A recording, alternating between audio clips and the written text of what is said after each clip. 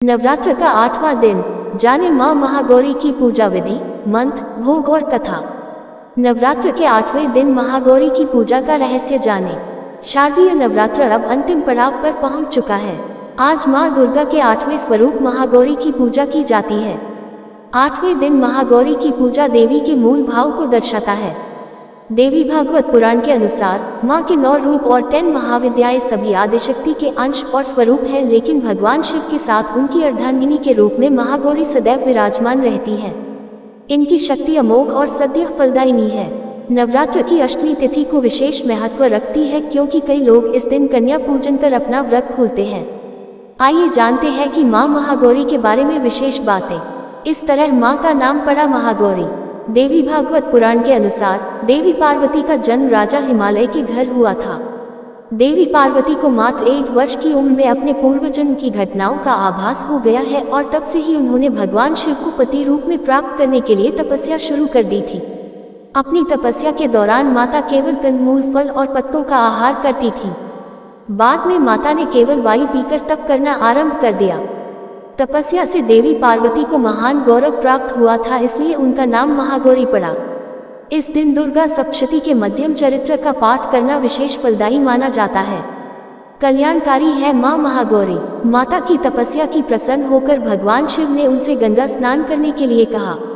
जिस समय मां पार्वती स्नान करने गई तब देवी का एक स्वरूप श्याम वर्ण के साथ प्रकट हुई, जो कौशिकी कहलाई, और एक स्वरूप उज्ज्वल चंद्र के समान प्रकट हुआ, जो महागौरी कहलाई।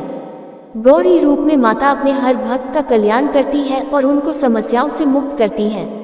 जो व्यक्ति किन्हीं कारणों से 9 दिन तक उपवास नहीं रख पाते हैं, उनके लिए नवरात्र में प्रतिपदा और अष्टमी तिथि को व्रत रखने का विधान है।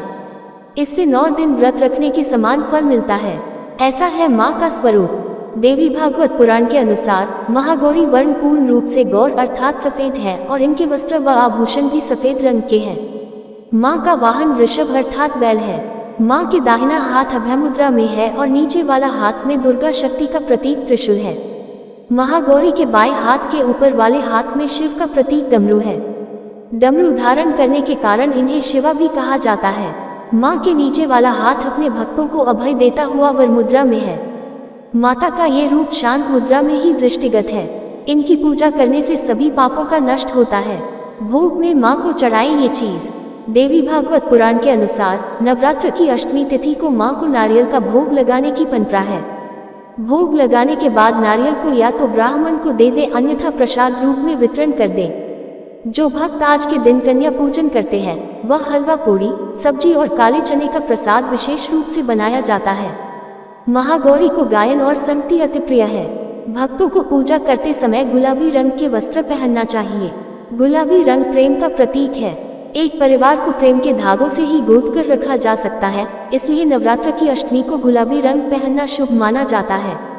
मां का ध्यान मंत्र। श्वेते वृषे स्मरुधा श्वेतांबरधरा शुचे महागौरी शुभ दद्यान महादेव प्रमोदा या देवी सर्वभूतेषु मां महागौरी रूपेण संस्थिता नमस्तस्यै नमस्तस्यै नमस्तस्यै नमो नमः।